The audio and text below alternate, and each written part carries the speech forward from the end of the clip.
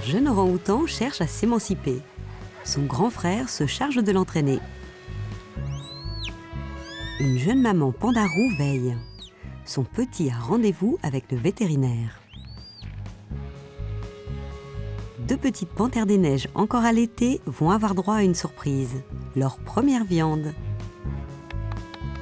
On a bien travaillé chez les rhinocéros. Deux petits sont nés la même année.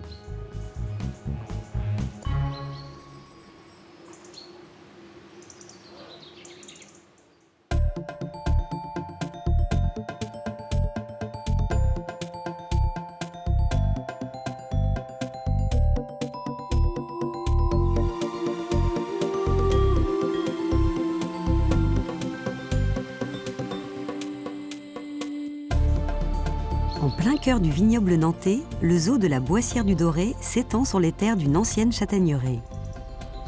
Il accueille sur ses 20 hectares plus de 800 animaux appartenant à 130 espèces différentes.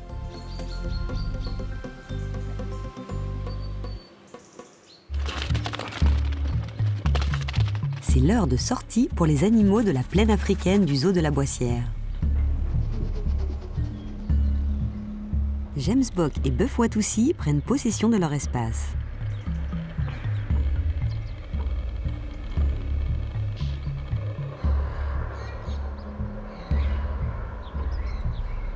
Un petit gnou bleu est comme une pile électrique. Black, une femelle pourtant âgée, lui a donné naissance le mois dernier.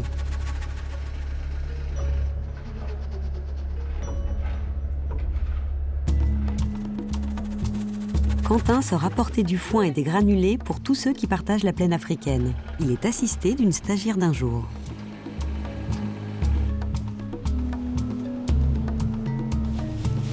Une semaine avant la naissance du petit gnou bleu, Kitui, la zébresse de Grant, a également donné naissance à un zébron, Ingé.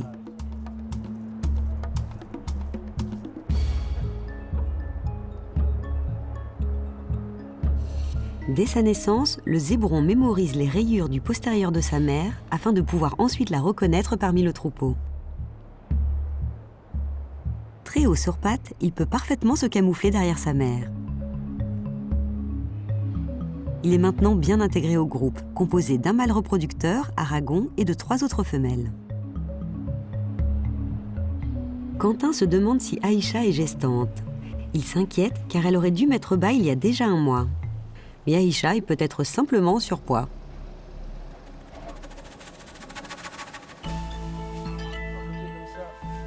Quentin poursuit sa tournée de foin vers les rhinocéros blancs. Les petits se déplacent toujours devant leur mère. Un mâle et une femelle sont nés l'année dernière.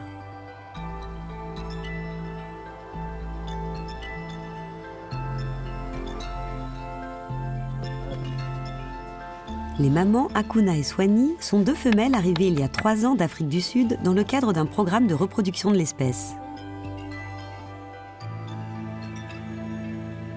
Les rhinocéros blancs n'ont pas un comportement aussi solitaire que les autres espèces de rhinocéros. Max, le mâle, n'a aucun problème à partager son domaine avec ses 2 femelles et sa progéniture, du moment qu'il reste le mâle dominant.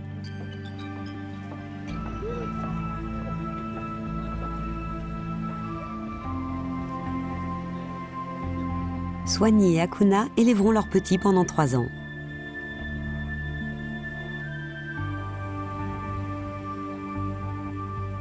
Pour protéger leur peau du soleil et des insectes, elles les emmènent régulièrement dans des bons bains de boue.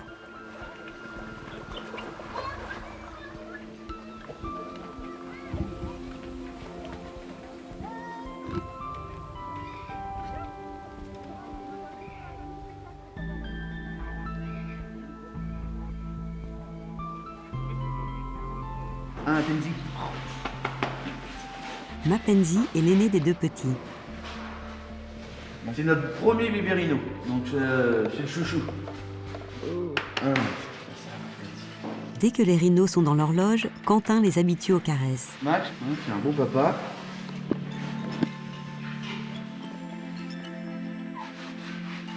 Cela lui permet aussi de vérifier si les petits rhinos ne sont pas blessés. Et des contrôles. Quentin vérifie sous la patte de la petite oisie si elle n'a pas de cailloux restés coincés. C'est bien.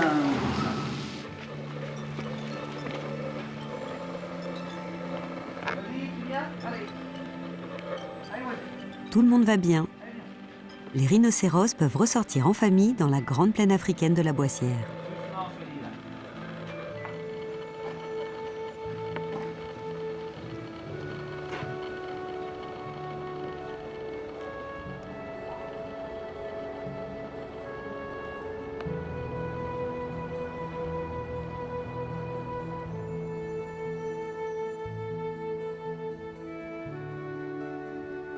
Un an après leur arrivée au zoo, les jeunes panthères des neiges sont parents.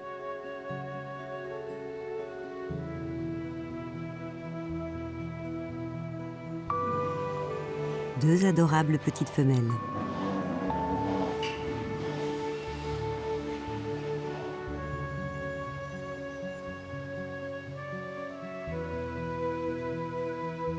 Bella s'avère être une excellente mère.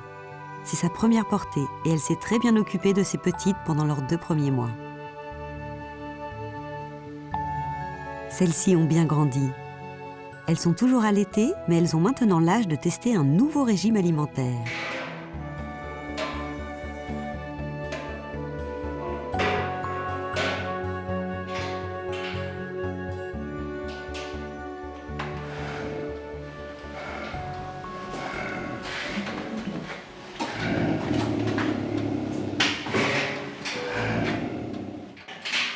Leur première viande.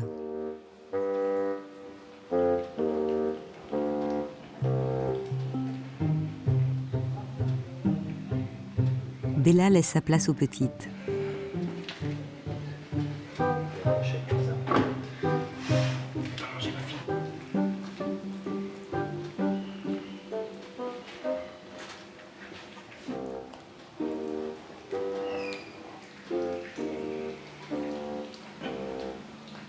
Tout semble bien se passer. La seconde sœur peut se joindre au festin.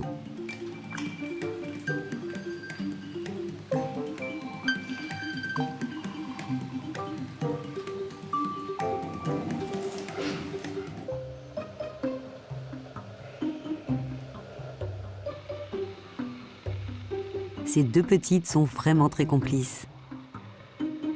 Ce goût de viande semble leur donner une idée.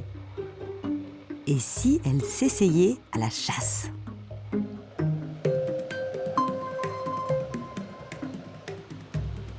Une vraie bête féroce.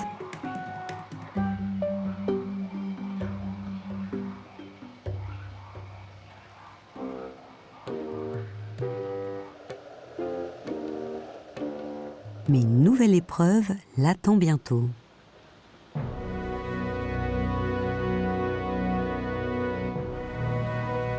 À l'extérieur, dans la partie arborée du zoo de la Boissière du Doré, si l'on regarde bien du côté de la cime des arbres, on peut faire la connaissance de Xin et Lhasa. Ce couple de pandarous est arrivé au zoo il y a 4 ans.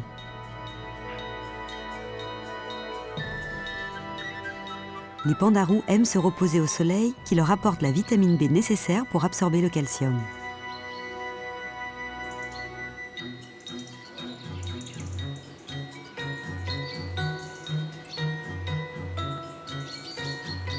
Lhasa est réglée comme une horloge. À chaque printemps, elle donne naissance à 1 ou 2 petits. Une semaine après la naissance, elle passe de plus en plus de temps à l'extérieur de sa tanière.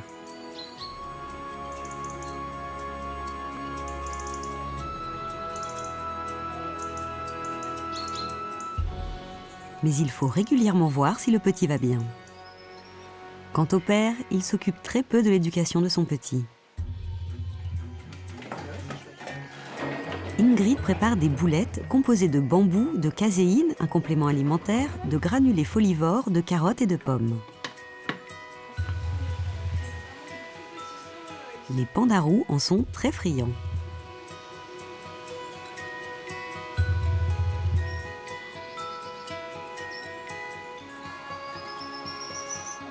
Dans la nature, le pandarou vient des contreforts de l'Himalaya.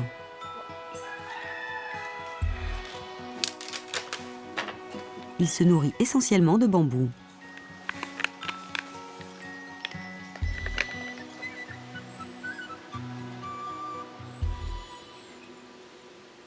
Il saisit les tiges avec ses pattes de devant et coupe les feuilles avec ses dents tranchantes.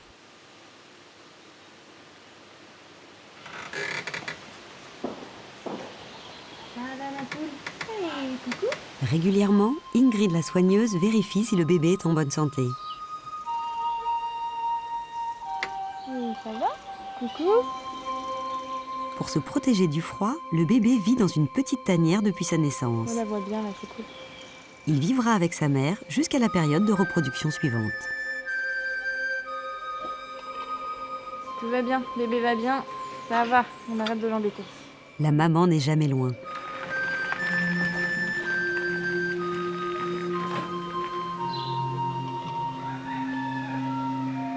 Dans la journée, le petit reste seul. Sa mère revient simplement pour le nourrir.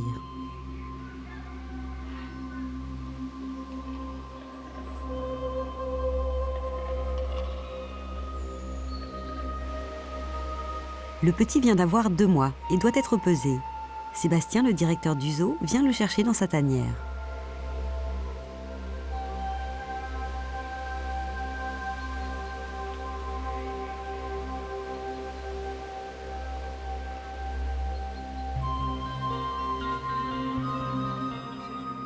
Romain, le vétérinaire, se prépare également à lui injecter une puce électronique.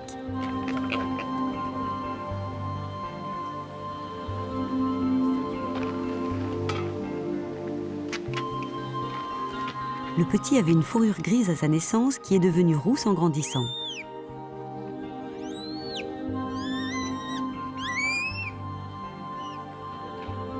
Il pèse 800 grammes.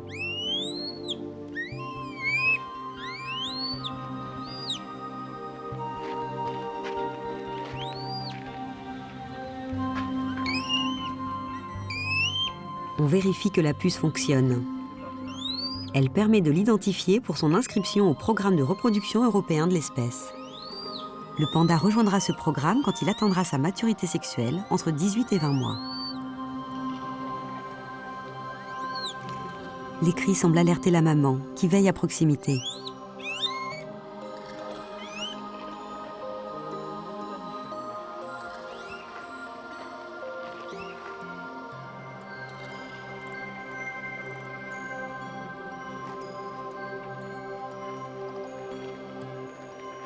Ce n'est qu'à l'âge de 3 mois que le jeune panda roux sortira de sa tanière en suivant sa mère. Ce n'est pas la première fois qu'un de ses petits se fait examiner. Mais la mère a besoin d'un petit coup de bambou pour se remettre de toutes ses émotions.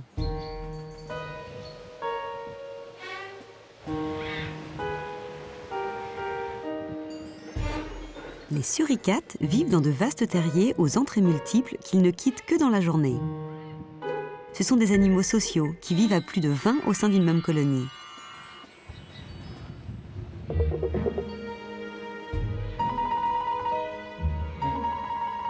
Les animaux du même groupe se toilettent régulièrement pour resserrer leurs liens.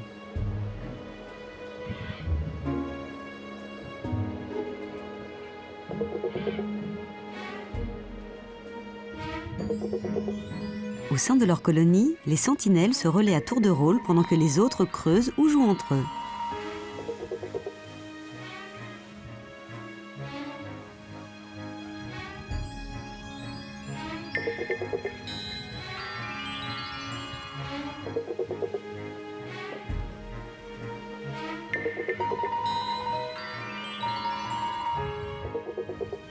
Lorsqu'un prédateur est repéré, l'alerte est donnée par un aboiement particulier.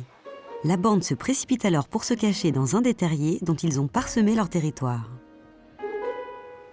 La sentinelle est la première à réapparaître du terrier pour voir si le danger est passé. Ce n'est que lorsqu'elle cesse d'aboyer que les autres suricates peuvent sortir en toute sécurité. Régulièrement, Jérémy organise une activité d'enrichissement qui sert à stimuler le quotidien du groupe de suricates. Aujourd'hui, Jérémy place des tuyaux de PVC troués, fermés de chaque côté et remplis de verre de farine. Les jeunes suricates ont bien compris que ces tuyaux renferment leur gourmandise favorite.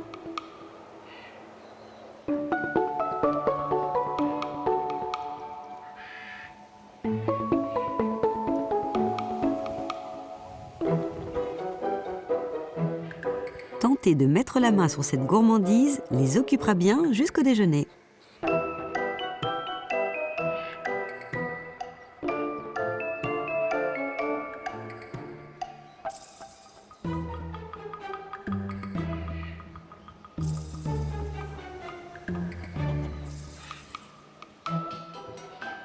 Le déjeuner est pour Jérémy le soigneur l'occasion de vérifier si tout le monde va bien.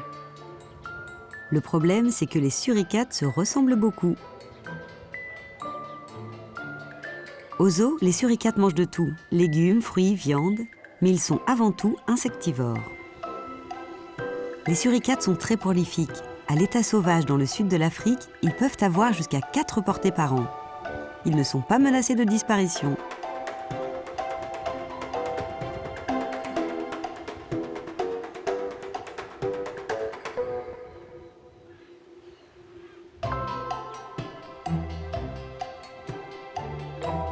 Le suricate partage son temps entre 3 activités principales qu'il effectue à tour de rôle.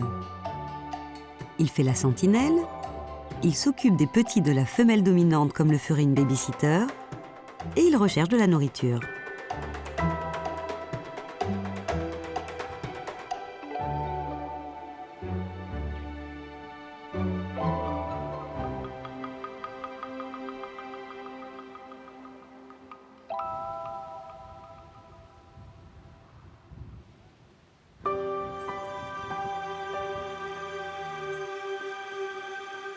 Une quinzaine de pélicans à dos rose ont été installés sur une petite île du zoo de la Boissière.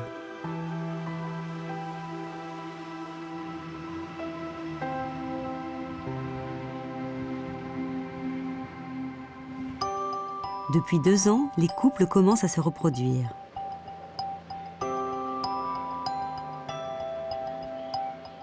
Le bec du pélican est caractéristique. Il est muni d'une poche extensible qui est utilisée comme une épuisette pour pêcher le poisson. Ce bec est sensible et permet de détecter les proies sans les voir.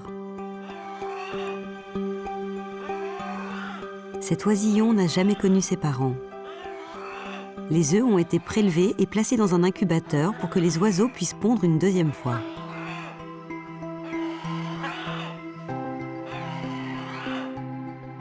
Les bébés pélicans sont incapables de se nourrir seuls. Marion, la soigneuse, chauffe les aliments avant de les placer dans le bec.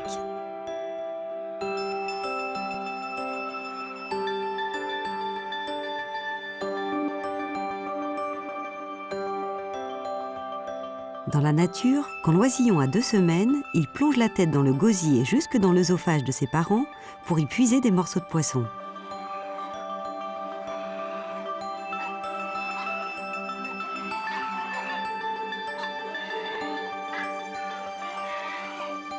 Marion essuie minutieusement le bec du petit pélican pour éviter toute infection.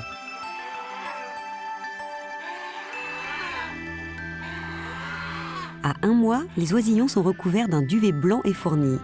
Ils se réunissent alors en crèche, placés sous la surveillance de quelques adultes.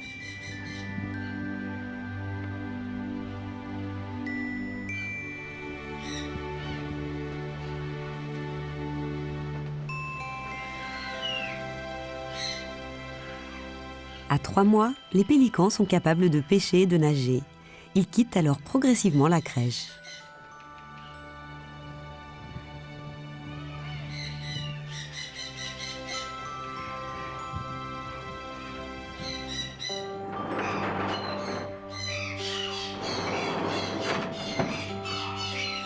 Bientôt, l'oisillon rejoindra ses congénères.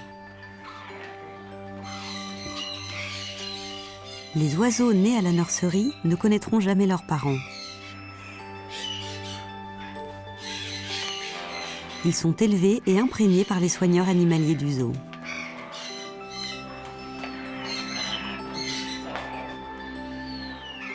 Il est ainsi beaucoup plus simple de leur apporter les soins dont ils peuvent avoir besoin.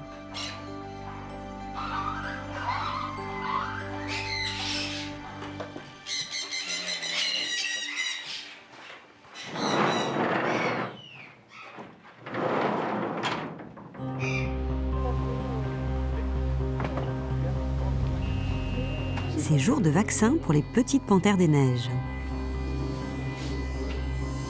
elles ont été séparées de leur mère le temps des soins. Leur identité est vérifiée grâce à la puce. Sébastien, le directeur, apporte son aide aux vétérinaires pour que tout se passe dans les meilleures conditions possibles.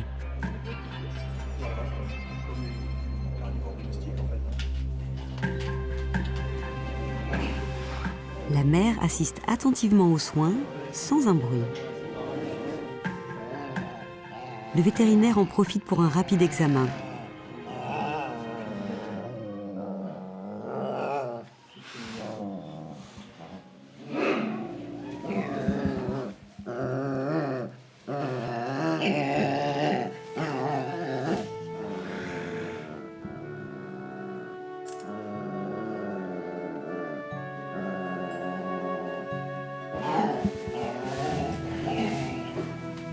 L'examen s'est bien passé. Il est temps de retrouver leur mère.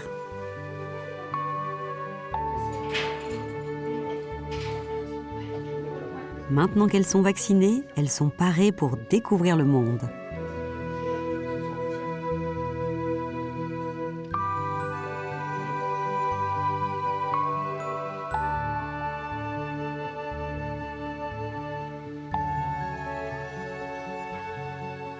Après de longues semaines dans la loge, c'est un tout nouveau champ d'exploration qui s'ouvre à elles.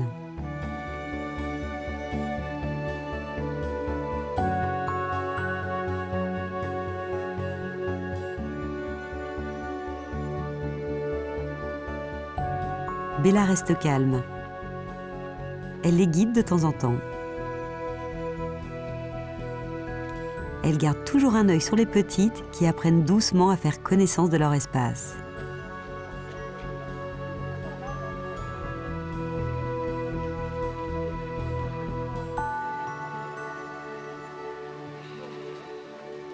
Les deux naissances sont d'une grande importance pour la conservation de l'espèce.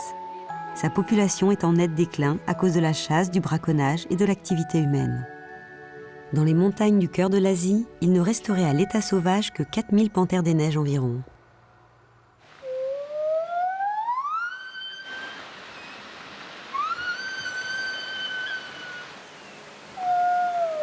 Au petit matin, l'enclos des loutres asiatiques et des orang-outans retentit d'un chant singulier. À la cime de l'arbre, la famille de gibbons à main blanche chante pour délimiter son territoire. C'est la tournée de Simon le soigneur qui vient nourrir les primates chaque matin. Il commence par nourrir les gibbons à main blanche, qui passent leur nuit dans l'enclos extérieur, contrairement aux orang-outans. Tu viens, Podium? Podium est un mâle né au zoo il y a 11 ans. Il a eu 4 petits avec Petite. Petite, c'est le nom de sa femelle. Le petit dernier qui s'agrippe à la fourrure de la mère a 10 mois.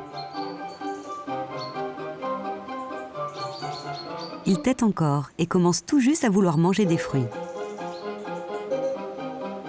Puis vient le tour des orang-outans.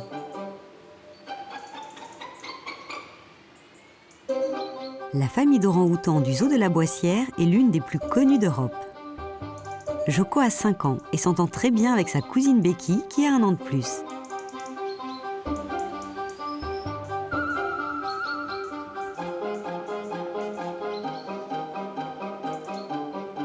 Il entrera bientôt dans l'âge adolescent et dépend encore beaucoup de sa mère, même si Joko joue de temps en temps à la mettre de côté. Il compte beaucoup sur l'affection de cette maman poule. La mère orang-outan est connue pour être très présente, attentive et protectrice.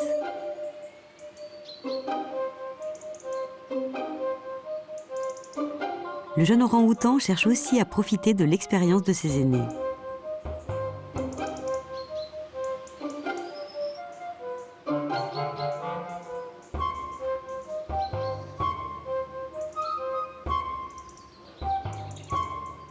Certains sont capables de reconnaître leur reflet. Mais Joko cherche plutôt à se déguiser.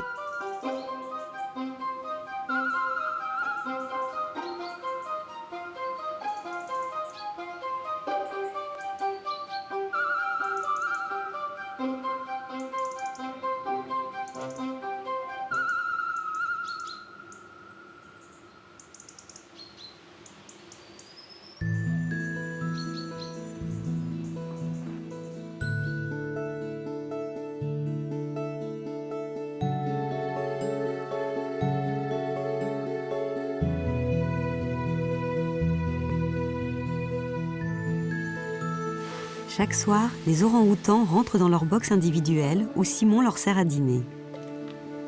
Dans la nature aussi, ils dorment chacun dans leur nid. Un gros bidon. Pas un gros bidon.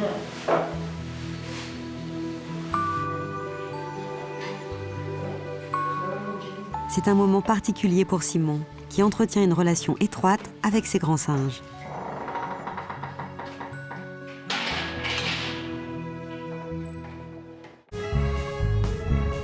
Chez les rhinocéros, un petit se confronte à plus grand que lui. Des saïmiris attendent impatiemment une distribution de friandises.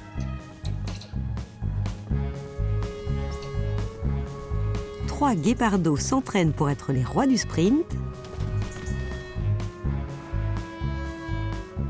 Et le petit tapir vit collé à sa maman, sauf quand il s'agit de se tremper dans l'eau.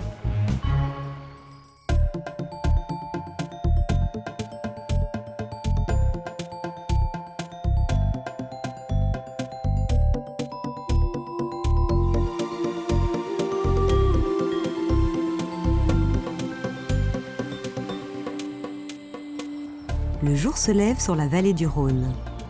Dans le nord de l'Ardèche, il est l'heure de se réveiller au safari de Peaugres. Avant l'arrivée des visiteurs, les soigneurs se pressent pour préparer les enclos qui accueilleront les animaux. Du foin doit être répandu dans l'enclos des rhinocéros. La quantité qu'ils consomment tout au long de la journée est vraiment impressionnante.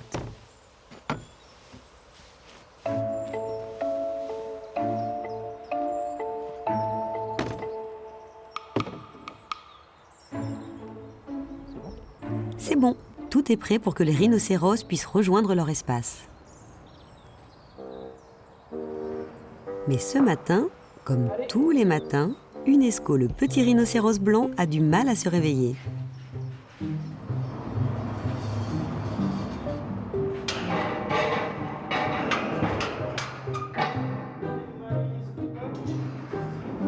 Pourtant, l'emploi du temps est serré pour parvenir à l'enclos avant l'arrivée des visiteurs. La naissance du petit rhino a été filmée il y a 6 mois par les soigneurs. Il pesait déjà 70 kilos. Il a été baptisé Unesco car cette organisation a classé récemment au patrimoine mondial la grotte Chauvet qui se trouve elle aussi en Ardèche.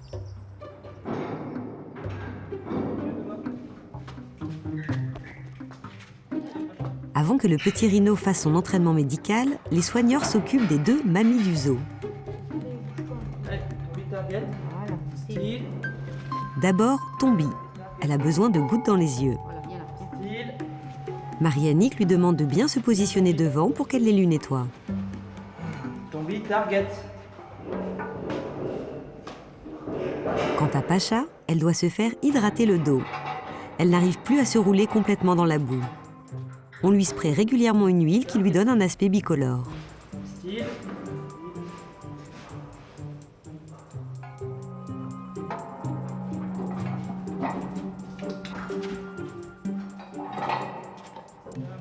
Les mamies rhinocéros peuvent sortir. C'est au tour d'Unesco. Quand le soigneur crie « Allez !», c'est pour appeler Unesco et sa maman. Il est 8h30, l'entraînement médical va commencer. Ici, Unesco. L'objectif est de lui apprendre à obéir à quelques ordres simples Unesco, target.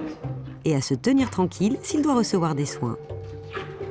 Ces ordres se résument aujourd'hui à 3 mots, comme pour l'appeler, target pour bien se positionner et style pour ne plus bouger. Allez, target. Ok.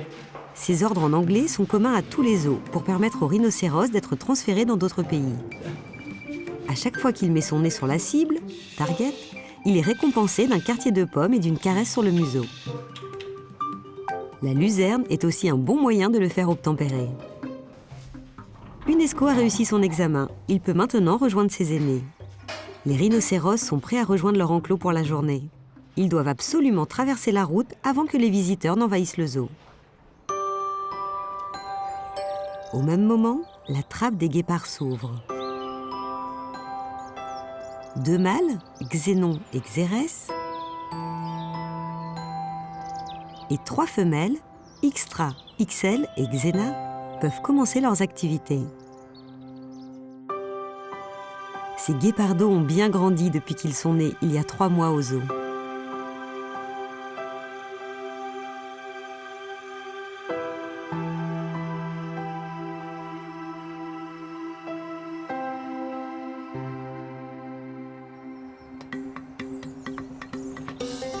Maintenant, ils ne tiennent vraiment plus en place.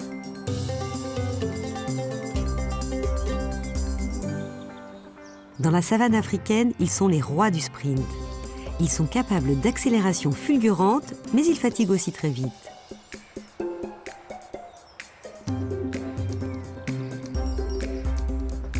Les guépards passent ainsi très rapidement d'une course-poursuite à la sieste et de la sieste à une course-poursuite.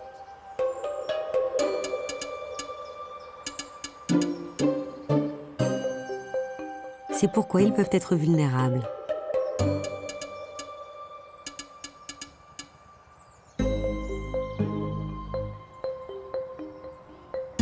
Ici, ils peuvent dormir tranquilles. Leur jeune maman Tamika est particulièrement vigilante.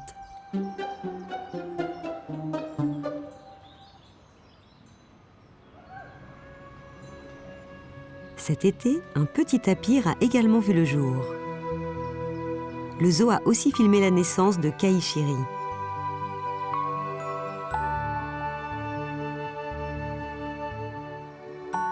Depuis, il dort beaucoup.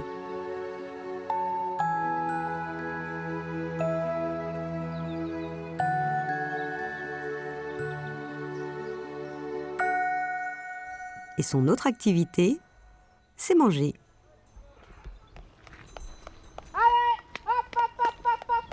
Allez, on y va!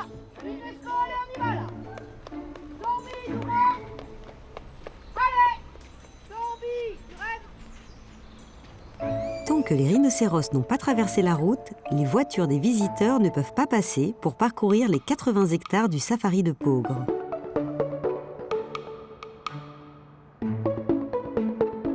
UNESCO consacre sa journée à manger du foin, beaucoup de foin.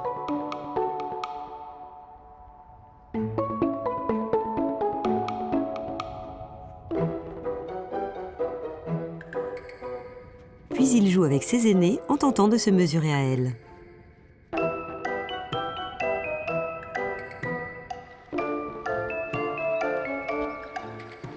Les rhinocéros blancs n'ont pas un comportement aussi solitaire que les autres espèces de rhinocéros.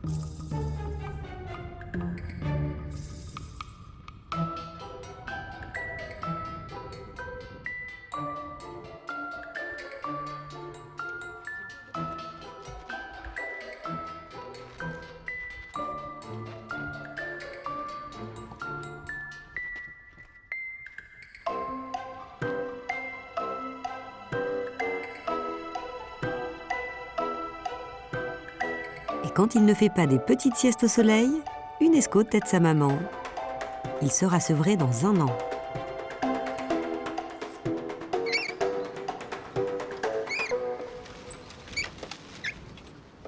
Les petits saïmiris ont à peine 2 mois et commencent eux aussi la journée tranquillement. Ils aiment sauter de branche en branche et fouiller par terre à la recherche de nourriture, notamment des petits insectes.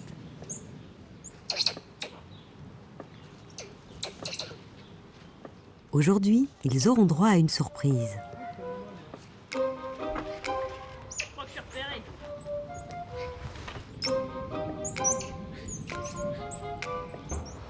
Allez, Zou, file! Cécile, la directrice adjointe, leur prépare une distribution de sirop de grenadine. C'est exceptionnel, mais les saïmiris adorent. Ça les rend complètement dingues.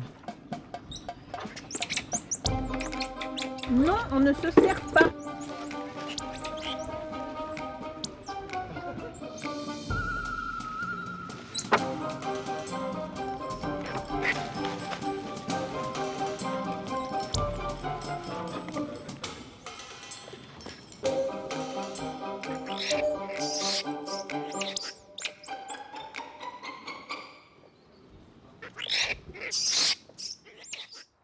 Chez les animaux de la ferme du safari de Peaugres, un petit cochon a un statut particulier.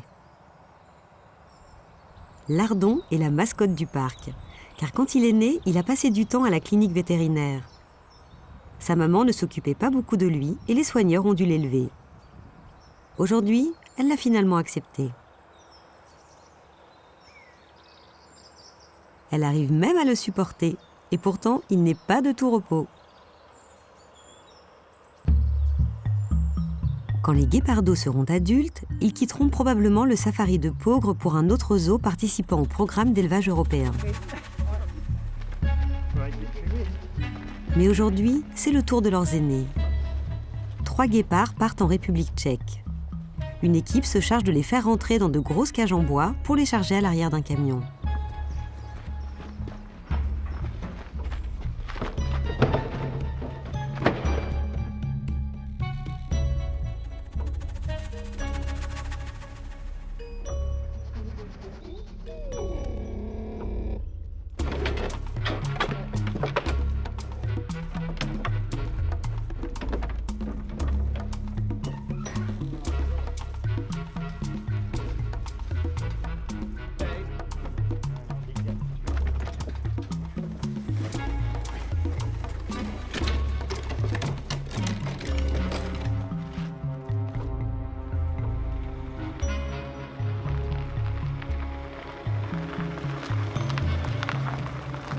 Un coordinateur gère les mouvements des guépards entre les zoos, notamment pour qu'il y ait des mélanges et que tous les guépards ne descendent pas d'une même lignée.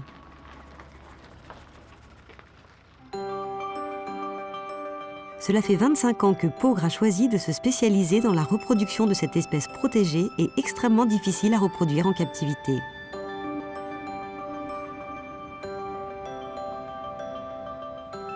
Plus de 60 guépards y sont nés.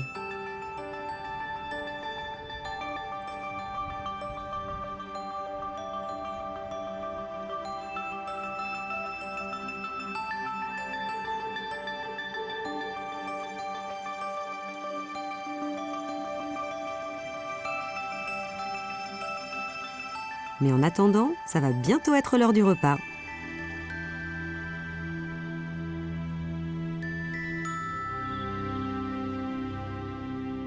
Il est 14 h et dans la plaine américaine, on attend avec impatience que le soigneur vienne livrer de quoi manger.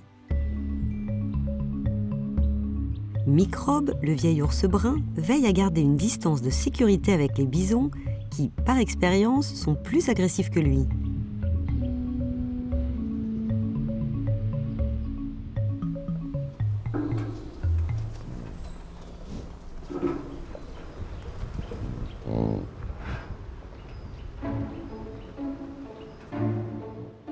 Chez les bisons aussi, on vient de fêter un heureux événement. Le bisonneau, toujours paré de son pelage roux, doit encore trouver sa place au sein du troupeau quand les pommes sont distribuées. Car ses aînés sont plutôt encombrants.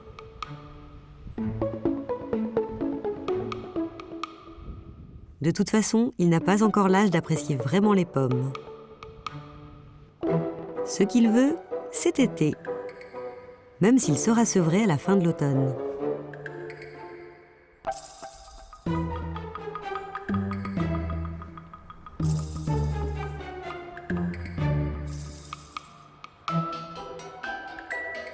À cette heure cruciale de la journée, les soigneurs ont bien fait attention de remplir toutes les mangeoires, même celles en hauteur destinées aux girafes de la plaine africaine.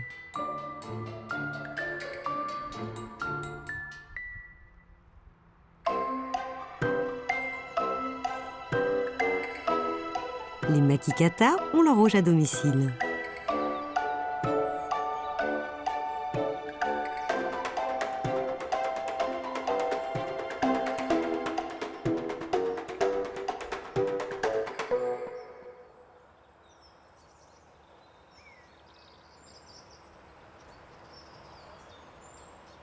C'est aussi l'heure de la relève chez certains manchots qui rentrent au nid. L'œuf est couvé en alternance par le mâle et la femelle.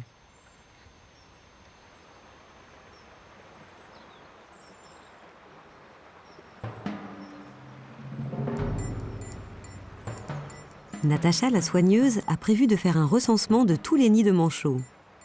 Pour être plus tranquille dans son comptage, elle profite du nourrissage.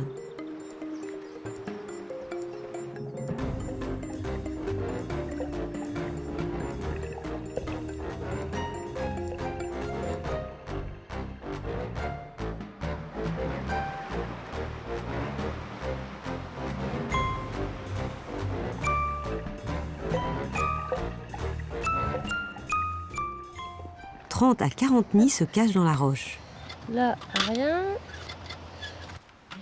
Allez, mon pépère. Hop, voilà.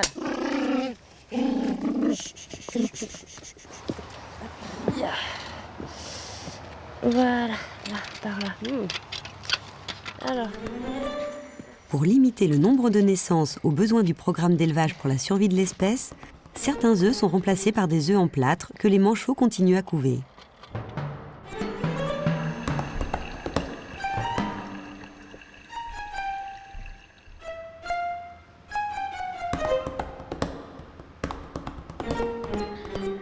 Les premiers jours après une naissance, les parents ne quittent pas le nid.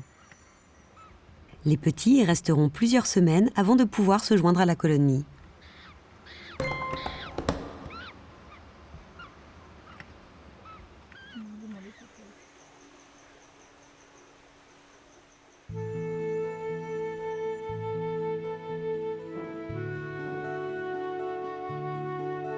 Dans la serre, un œuf de tortue sulcata est en train d'éclore.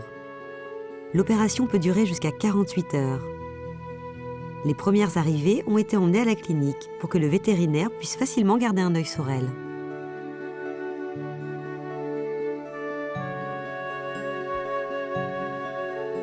Elles sont 7 jeunes tortues nées en juin dernier.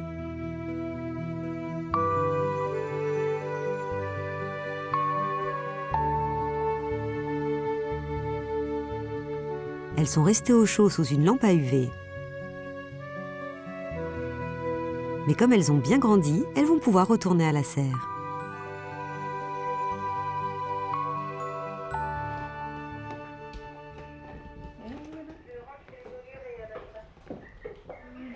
Pourpre 2, elles sont faites, donc bleu 2.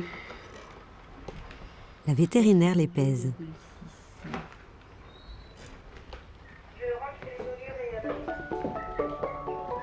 Et la Hermann. Cette petite tortue Hermann a été saisie par les autorités parce qu'elle était élevée dans de mauvaises conditions.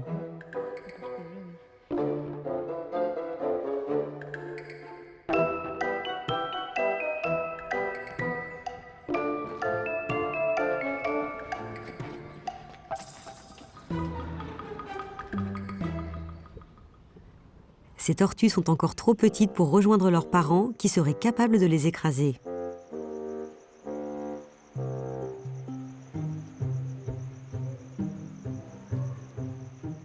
Elles auront la taille suffisante quand elles auront 9 ans. Elles font décidément tout très lentement. Et maintenant, on peut les mettre.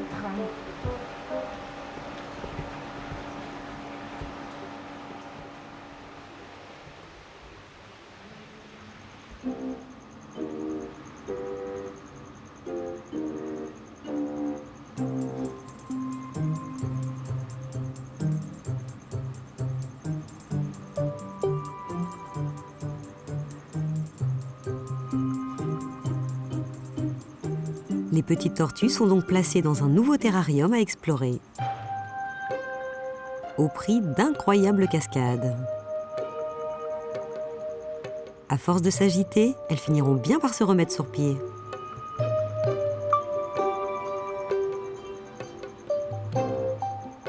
L'émotion, ça creuse, et l'endive, elle raffole.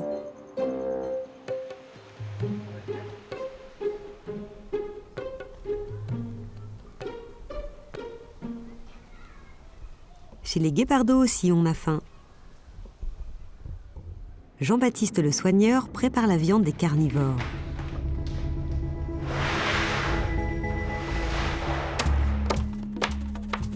Pour les 5 petits guépards et leur maman, c'est poulet au menu aujourd'hui.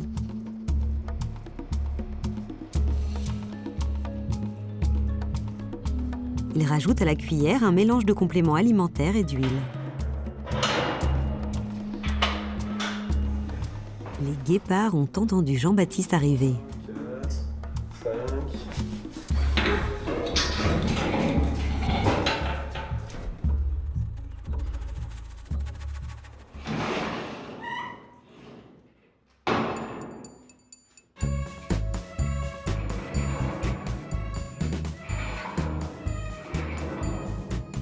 La mère est en retrait.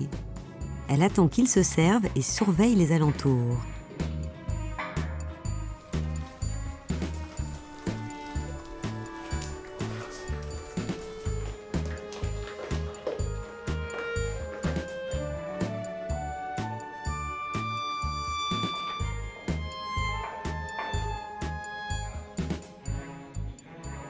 Avant de commencer elle aussi à manger.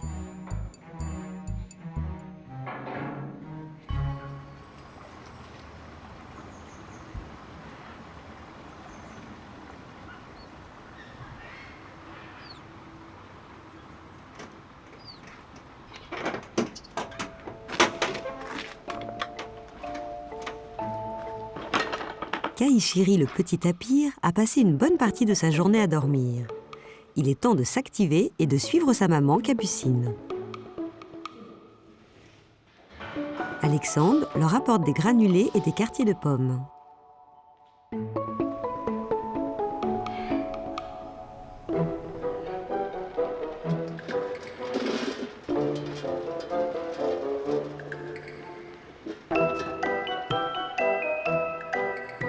Kaïchiri est en train d'être sevré. C'est pour lui aussi l'heure de manger.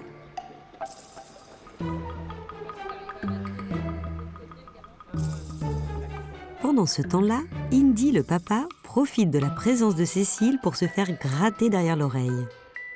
Ça le détend. Il faut dire qu'entre manger et dormir, ces journées sont stressantes. Le tapir est un animal qui a besoin d'eau. Il vit traditionnellement dans les forêts tropicales humides et les zones marécageuses d'Amérique du Sud. Kaïchiri finit chaque journée par le même rituel. Un petit besoin dans l'eau, et puis s'en va.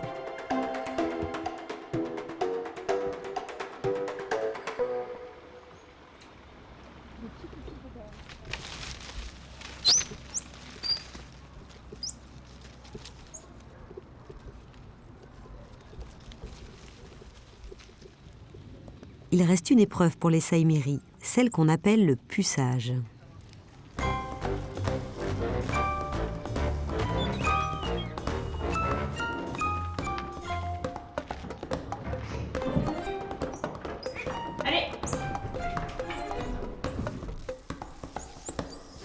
Cécile et Estelle, la vétérinaire, doivent d'abord rattraper les derniers nés.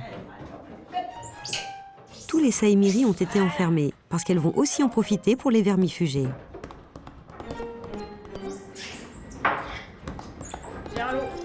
Comme ils sont encore petits et que la situation est stressante, les saïmiris sont accrochés au dos de leur mère. Cécile et Estelle les attrapent ensemble. Elles savent ainsi qui est le petit de qui. Avec une grosse aiguille, Estelle injecte sous la peau des petits une puce électronique de la taille d'un grain de riz à laquelle est rattaché un numéro. Les piqûres ne sont pas douloureuses, mais être enfermé et se faire attraper par un filet inquiète les singes. Une fois qu'ils sont pucés, les singes sont relâchés dans une pièce voisine.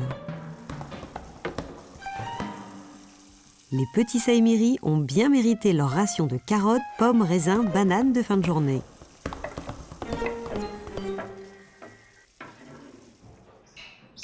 Une fois qu'ils ont reçu leur puce, les singes sont relâchés dans une pièce voisine.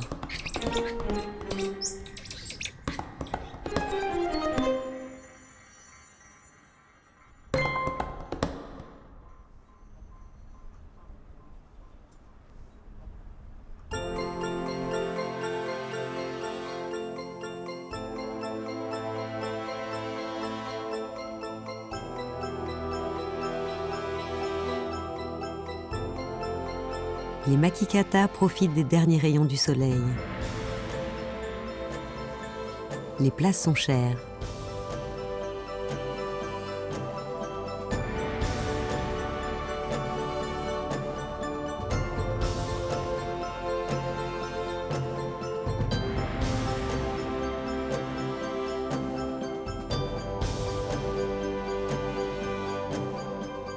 Pour les animaux qui ne dorment pas à l'extérieur, il va bientôt être l'heure de rentrer. Les rhinocéros sont réglés comme des horloges.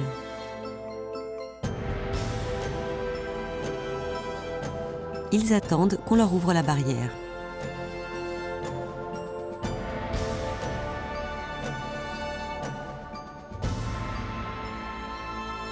C'est l'heure de se mettre en marche.